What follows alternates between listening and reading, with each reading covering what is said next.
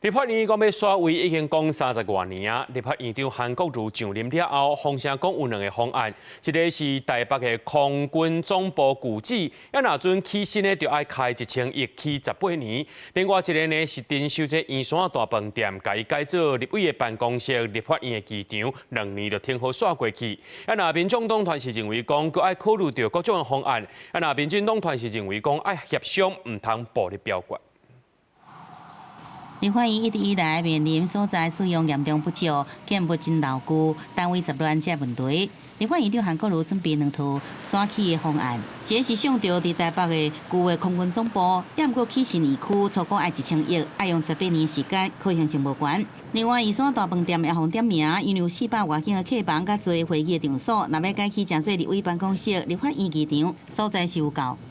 立法院迁建讨论多年，一直没有下文。立法院长韩国瑜抛出新构想，也就是直接征收圆山大饭店，也传出经过评估，只要2年就能完成搬迁。消息一出，引发讨论。根据了解，韩国瑜想要将圆山大饭店诚侪开会办公的所在，即阵现有的园区转型诚侪图书馆，形成商业区，加上圆山大饭店土地甲建物拢属于交通部管公司，委由财团法人敦睦基金会来经营，那行行政丁秀庭书相对简单方便。 把它变成立法院，我觉得太奇怪了，也太可惜了。因为像我今天会来这里，也是觉得说，这是我们必访的一个饭店。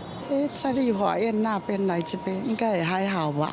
立法院最近一摆讨论选起是前立法院长游锡堃林内组成专案咨询小组，同时选出6个所在。北部的中正纪念堂有代表性意义，不过牵涉民主审议甲政治转型。台北旧的空军总部虽然交通方便，不过开发成本真贵。土城看守所爱配合看守所搬线机场。台中成功岭夜区对着平行南北发展有帮助，也过为安来回成本悬。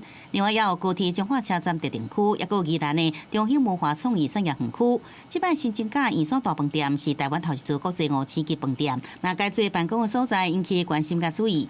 从区域均衡的角度，台中市绝对值得被纳入评估。我主张由专家委员会进行全台选址评比，应该严肃来面对。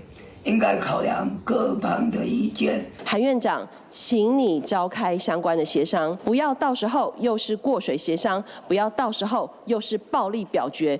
立法院搬线议题也未正式展开讨论，两位上讲支持首都减少压力，但清良是讲爱细心考虑各方面的方案。也那陈佩如是强调，一定要召开调解协商。